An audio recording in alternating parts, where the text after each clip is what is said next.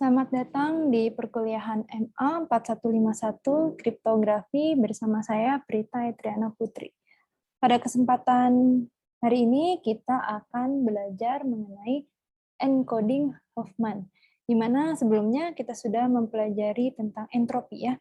Karena pada bagian ini kita akan membahas bagaimana sih encoding Huffman ini bisa berkontribusi dalam efisiensi ya, melakukan efisiensi pada perhitungan entropi. Oke, pertama-tama ya kita akan memisalkan, karena kita akan bicara lagi tentang entropi ya. Jadi misal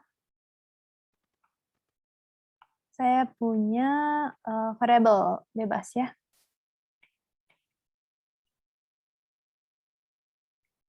Misal X adalah ya, bold X adalah variabel bebas dengan distribusi peluangnya adalah Px ya. Nah, kemudian kita akan mencoba untuk mendefinisikan sebuah encoding ya. Encoding dari X ya, variabel bebas X ini dengan mendefinisikan sebuah fungsi dari X ke sebuah string ya. Jadi bintang ini menunjukkan dia adalah string ya, dengan suatu panjang tertentu, tapi entry-nya itu hanyalah 0,0 dan 1 saja ya. Jadi ini menunjukkan string ya, atau semua kata ya. Semua kata yang tersusun ya, yang terdiri dari yang elemen-elemennya yang tersusun oleh 0 dan 1. Gitu ya. Oke.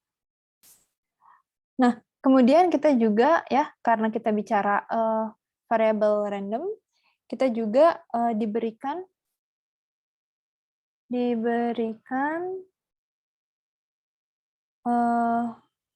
kejadian ya.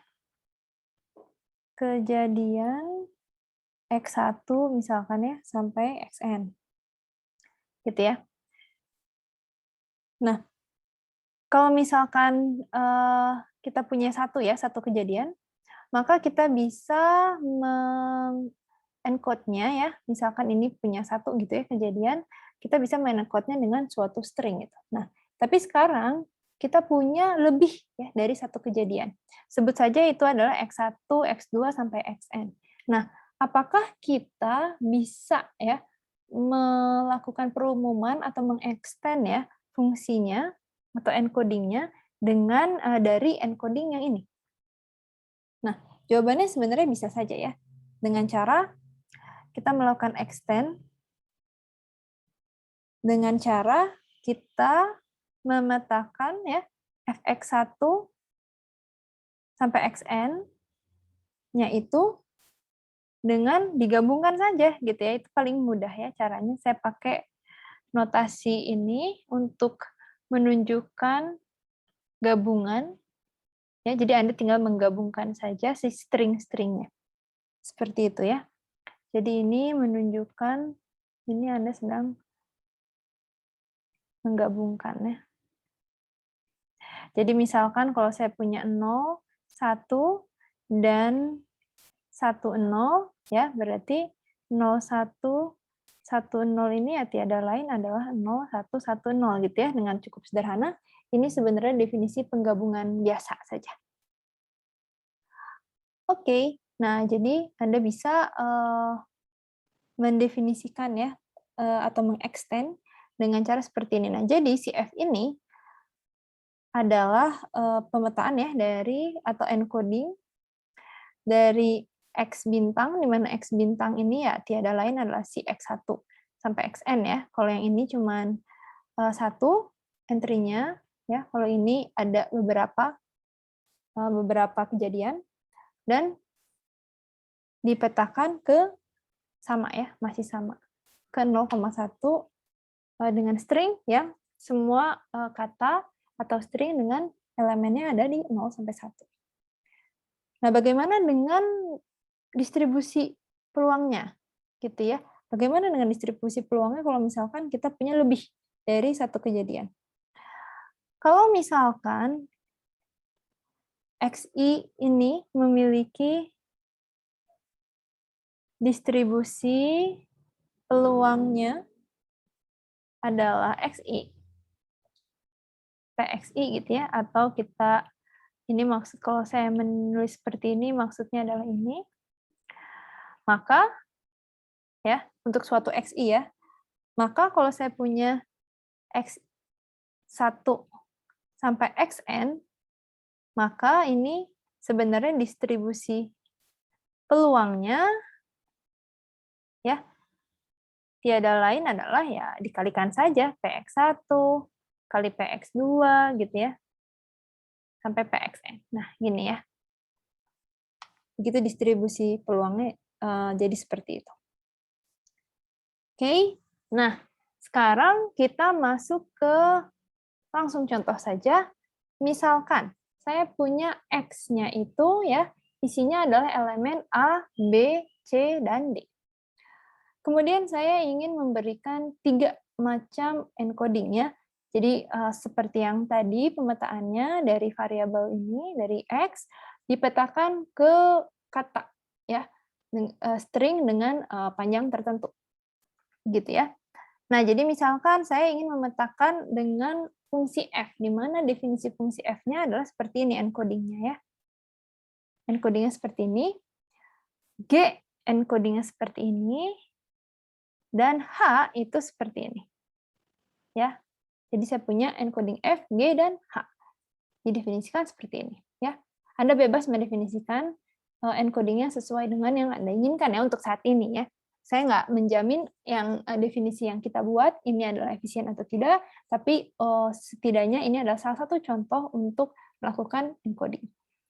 Baik, nah yang pertama ya untuk FA ini kita lihat cukup menarik. Dia 1, 1, 0, 1, 0, 0, dan 1, 0, 0, 0 ya. Sebaliknya yang G ini dimulai dari 0, 1, 0, 1, 1, 0, dan 1, 1, 1. Ya.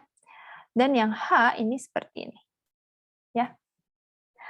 Nah, oke. Nah, dari sini sebenarnya kita bisa melihat ya.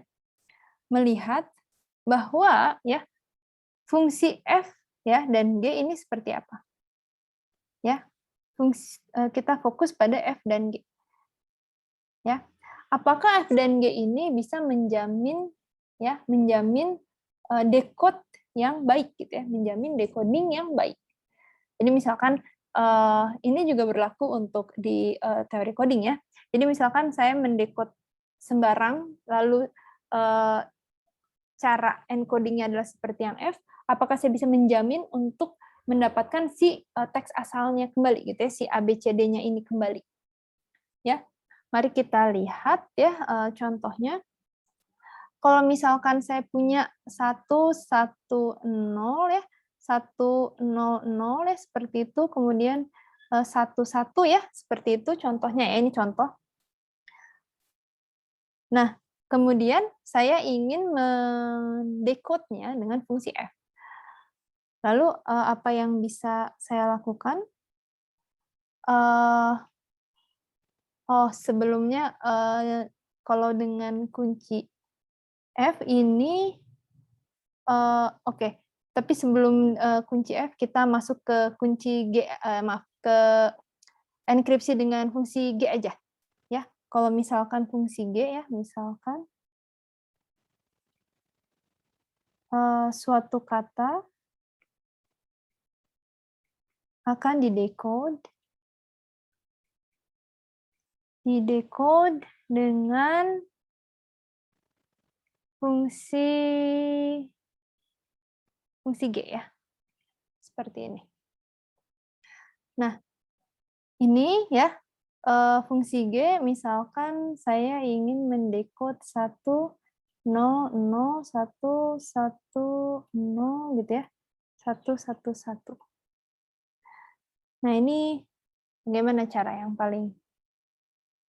cara kita mendapatkan teks asalnya ya, plain text-nya ya, dengan menggunakan fungsi yang G. Ya. Nah, kalau misalkan fungsi yang G ini, jika kita lihat ya, kita bisa ya melakukan decode-nya dari depan gitu ya. Jadi misalkan setiap bertemu dengan angka 1 gitu ya, terus ada 1, kemudian kita lihat apakah berikutnya ada 0 begitu ya. Jadi kalau misalkan masih 1, 1, 1, 1, maka kita akan mendekode-nya seperti ini, tapi nanti jika ketemu dengan 0, ya maka kita punya 1, 1, 0 gitu ya. Jadi kita akan kena sama 0-nya, kita decode menjadi C, terus kalau ada 1 lagi kita decode ulang lagi gitu ya dengan yang memiliki elemen 1 di awal. Kalau misalkan yang ini ya berarti ya kalau misalkan 1 kena 0 ya berarti kita langsung ambil yang B. Kalau 1, 1 ada kemungkinan ini sama ini.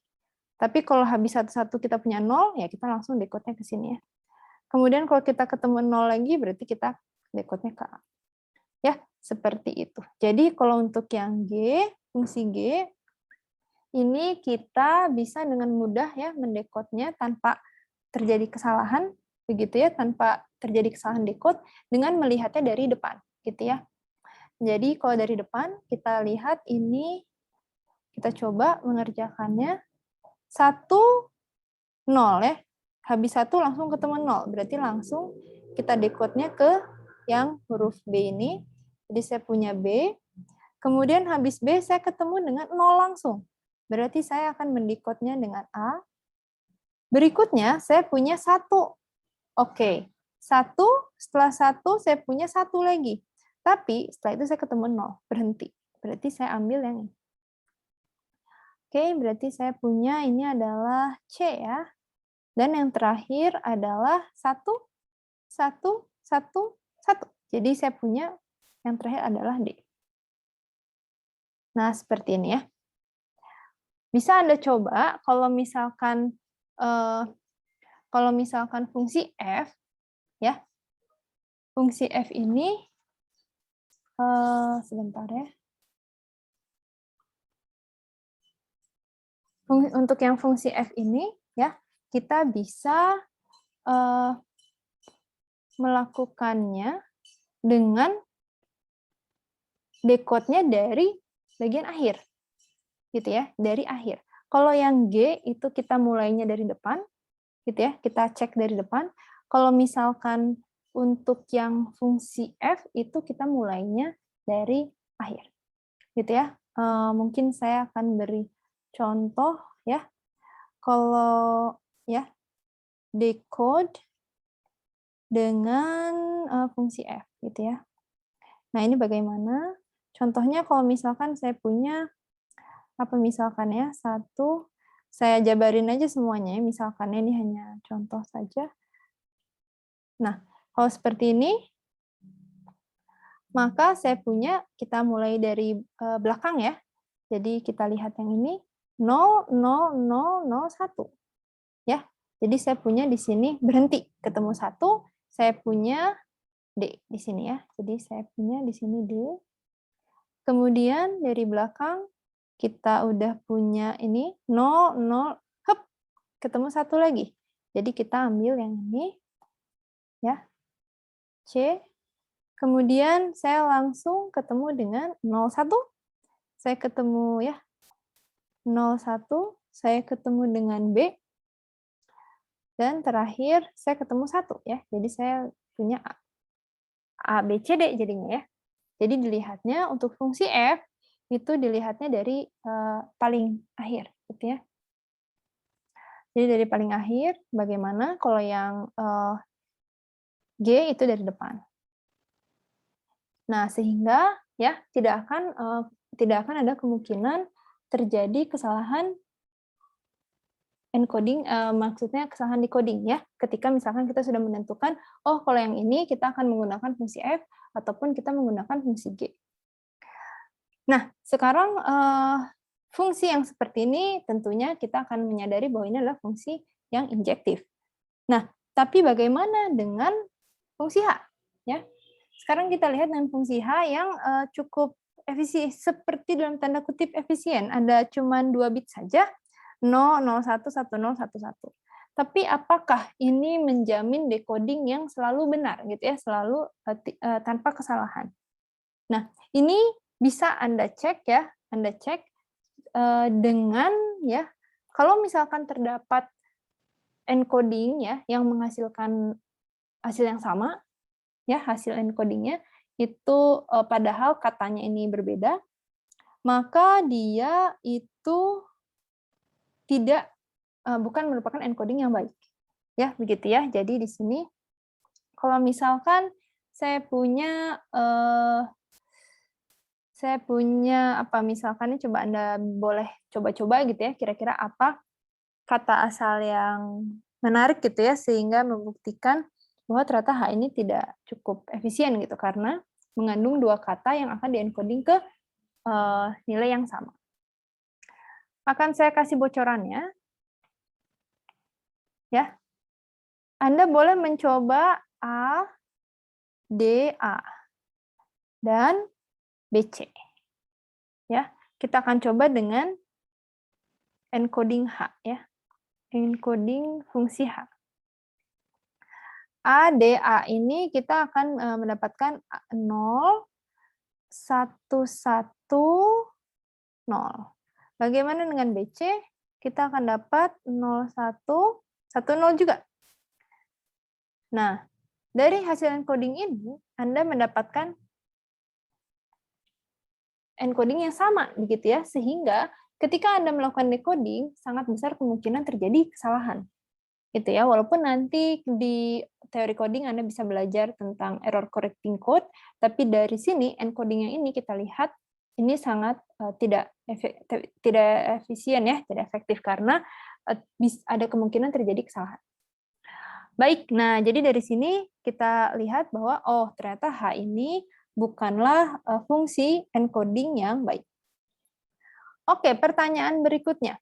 Kita sudah lihat tadi bahwa lupakan saja H, kita sudah lihat bahwa F dan G ini merupakan calon fungsi encoding yang baik. Oke, kalau Anda lebih suka yang fungsi F atau yang G? Ini bisa Anda lihat dengan cara bagaimana? Dengan cara melihat yang G ini bisa kita lakukan dari depan ya. Jadi kita bisa melakukan decodingnya dari depan, sedangkan yang F itu kita melakukan decodingnya dari belakang. Artinya apa? Ya, artinya kalau yang G itu kita bisa kapanpun melakukannya, tapi yang F ini sebenarnya agak tricky. Coba Anda pikirkan. Sebenarnya mana yang lebih efisien antara encoding dengan fungsi F dan G? Ya, mungkin di pause dulu untuk dipikirkan mana kira-kira yang lebih efisien menurut Anda. Dan jawabannya adalah yang G. Nah, kenapa yang G? Coba kita lihat yang F. Kalau misalkan kita melakukan decoding yang F, artinya kita harus membaca seluruh stringnya terlebih dahulu. Ya, kita harus baca seluruh stringnya terlebih dahulu. Ada berapa begitu ya? Jadi Anda memaksa komputer Anda untuk melakukan pemeriksaan sampai akhir ya, sampai bagian akhir ini. Kemudian setelah itu baru dilakukanlah decoding kan ya. Nah, sedangkan yang fungsi G itu Anda bisa melakukannya tanpa menghitung bagian, tanpa memprediksi bagian akhir dari string. Anda mulai dari sini aja Anda sudah bisa mulai melakukan decoding ya. Jadi langkah 1 langsung Anda mendetek 1, 0, 0, 1.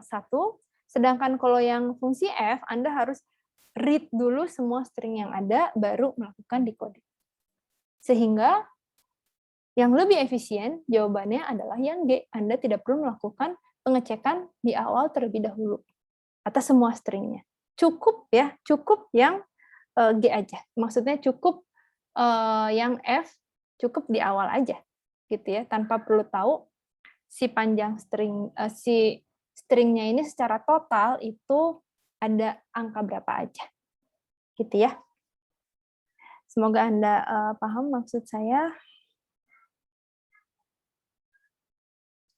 Oke, nah, berikutnya kita akan masuk ke bagian apa sih encoding yang tepat gitu ya, untuk bagaimana encoding yang tepat supaya bisa memiliki entropi yang baik. Ya, jadi erat kaitannya dengan entropi yang baik. Ya, jadi efisien encodingnya. Itu gimana caranya? Nah, jadi Anda masih ingat bahwa entropi itu kita menghitung jumlah rata-rata bit, ya. Nah, sebenarnya kita juga bisa menggunakan cara yang serupa ya. Jadi mengukur efisiensi dari encoding ini dengan panjang rata-rata berbobot dari encoding suatu elemen gitu. Kalau yang entropi kita menghitung bitnya ya, panjang bitnya untuk encoding X. Nah, kalau yang ini juga mirip ya. Tapi caranya adalah dengan menghitung jumlah dari si peluang ini X-nya dikali dengan panjang Fx-nya. Ya, Anda masih ingat waktu entropi kita punya definisinya adalah sigma X elemen bilangan X dari Px kali dengan log 2 PI. Log 2 Px ya, di mana ini sebenarnya menunjukkan panjang ya, Anda masih ingat ya, ini adalah nilai n-nya, nilai panjang encodingnya, ya, panjang stringnya. Nah, sekarang karena kita akan melakukan encoding, jadi yang ini yang merupakan panjang dari si stringnya itu berubah menjadi kardinalitas dari fx ya, di mana fx-nya ini yang merupakan extended encodingnya, lalu dihitung kardinalitasnya. Karena ini tiada lain adalah si nilai panjang stringnya tersebut kan ya. Begitu. Nah, jadi kita akan menghubungkan gitu ya, encoding efisien dengan entropi. Oke. Nah, sekarang bagaimana cara kita melakukannya ya? Nah, kita akan mencari encoding F yang meminimalkan LF-nya ya. Jadi kita akan melakukan meminimalisasi si nilai LF-nya ya. Nah, ternyata salah satu cara yang paling efisien atau yang sudah dikenal efisien adalah dengan cara encoding Huffman. Ya, encoding Huffman. Nah, algoritma Huffman ini juga prefix free ya. Oh, tadi saya lupa mengatakan bahwa fungsi fungsi G ya, yang tadi itu dikenal sebagai prefix free ya, yang fungsi G tadi ya. Jadi kita semua senang dengan fungsi-fungsi yang fungsi encoding yang tidak perlu ya mengecek semua string dari awal, cukup dari langkah pertama sudah bisa dibuat gitu ya encodingnya. Nah, itu kita sebut sebagai prefix free ya. Oke, nah mungkin lebih saya akan memberikan definisi ininya. Apa sih yang dikatakan prefix free gitu ya? Jadi prefix free ini sangat diminati ya dalam encoding, dalam membuat encoding. Jadi mungkin saya kasih secara formalnya ya. Encoding gitu ya, tadi encoding G gitu ya. Kalau tadi kita punya G, kita sebut saja G gitu ya. Dikatakan prefix free, ini saya highlight, jika tidak ada elemen X, Y di X dan kata Z ya di string dengan elemen 01 sehingga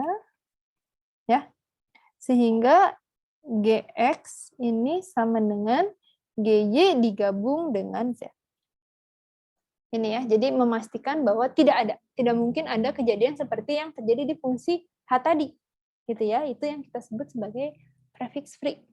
Ya, karena kita fokus sama ini ya, GY-nya yang di depan lalu digabungkan dengan sesuatu. Apapun itu, jangan sampai ada yang sama dengan GX. Nah, itu yang kita sebut tadi sebagai prefix free. Tadi saya lupa menjelaskan itu.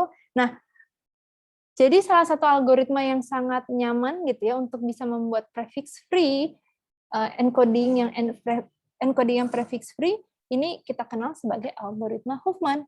Dan dengan menggunakan F ini sebagai dengan algoritma Huffman, ternyata nilai LF-nya ini bisa ya ada di antara HX dan juga HX plus 1.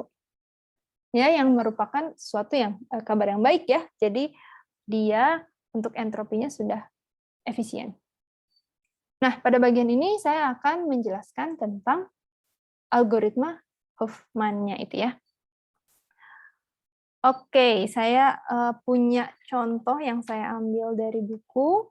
Ya, misalkan ya saya perbesar. Misalkan saya punya X ini adalah A, B, C, D, dan E. Ya, mempunyai distribusi peluang seperti ini, 0,05, kemudian 0,1, 0,12, dan seterusnya. Oke.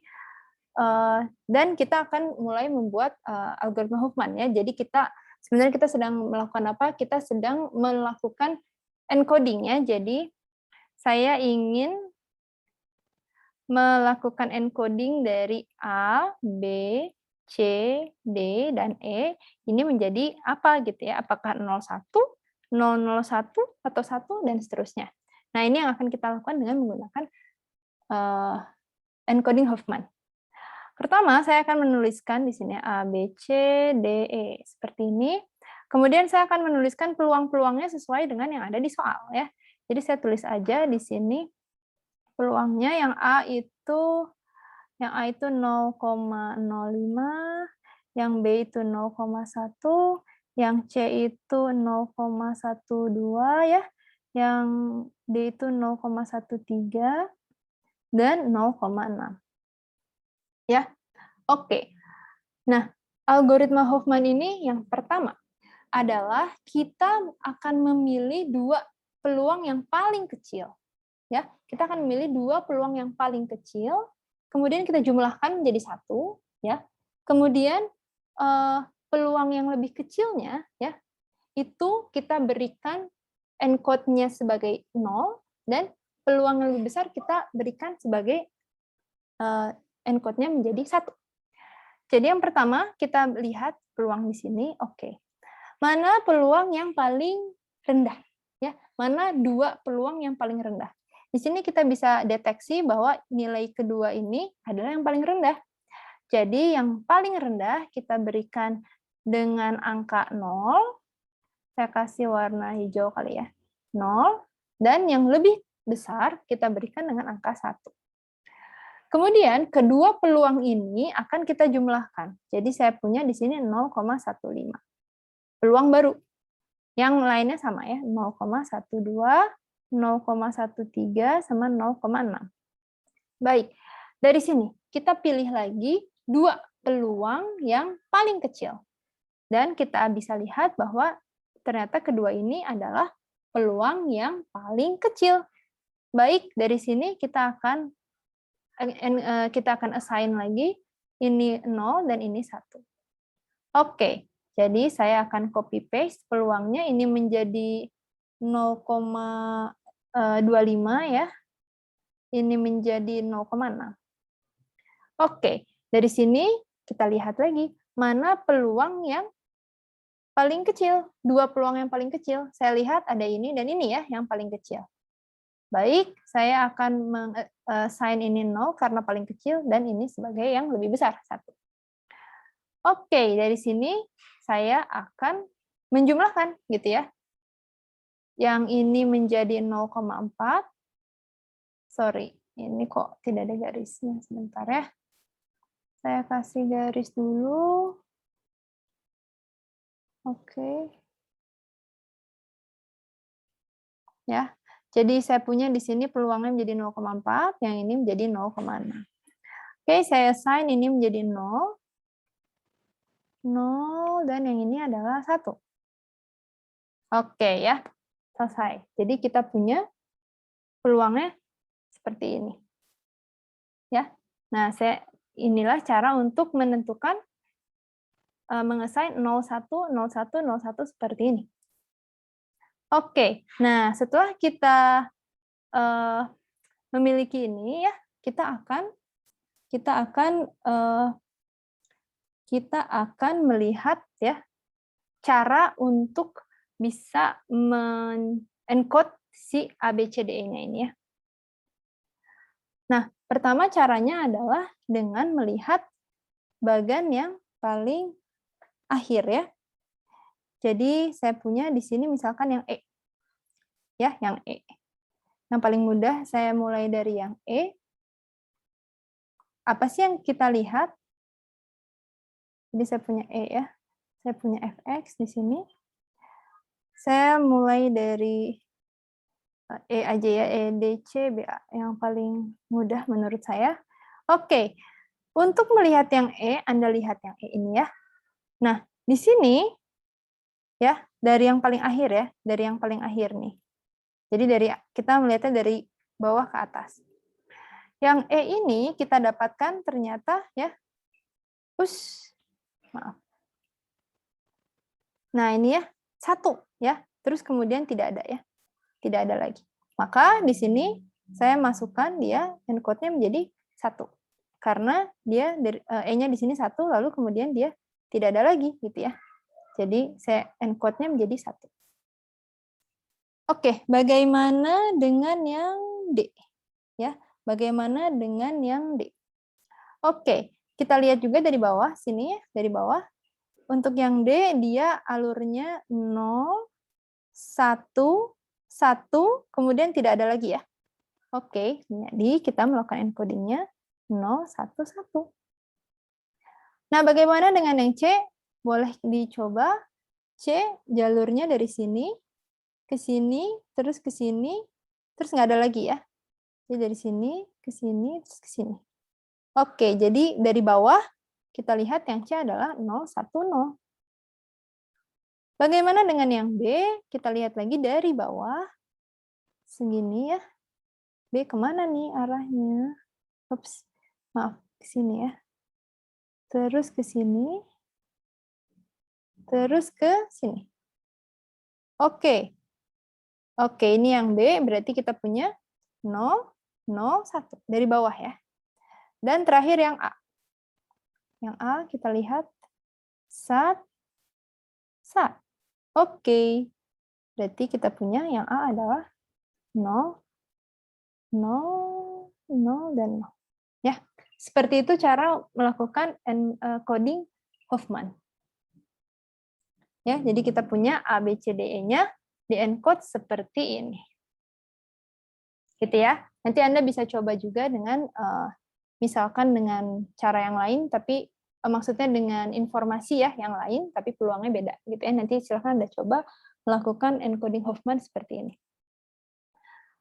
Oke, nah jadi kita udah punya ini ya sama seperti yang tadi. Nah, kemudian kita akan menghitung LF-nya ya yang adalah tiada lain panjang rata-rata dari encoding Huffman-nya. Ya. Ternyata ketika kita hitung ya boleh Anda coba pelajari itu kita akan dapat nilainya adalah 1,8. Sedangkan untuk entropinya itu kita dapat nilainya 1,7. Dan dari sini Anda bisa perhatikan bahwa 1,8 tentunya ada di antara 1,7 tambah 1,7 plus 1. Ya, jadi ini adalah suatu, apalagi ini tentu dekat ya dengan HX.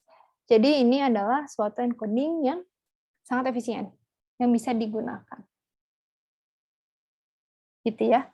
Nah, itulah cara untuk melakukan encoding yang efisien dengan algoritma Huffman dan hubungannya ya, hubungan antara encoding Huffman ini dengan entropi. Ya, jadi tadi kita sudah mempelajari encoding itu bisa dilakukan dengan lebih dari satu kejadian. Cara encodingnya sebenarnya ada macam-macam, tapi pastikan bahwa encodingnya itu harus injektif ya. Jangan sampai ada hasil encoding yang ternyata berasal dari dua kata yang sama. Ya. Dan kita juga sudah belajar tentang algoritma encoding Huffman pada materi hari ini. Terima kasih atas perhatiannya. Sampai bertemu lagi pada pertemuan berikutnya.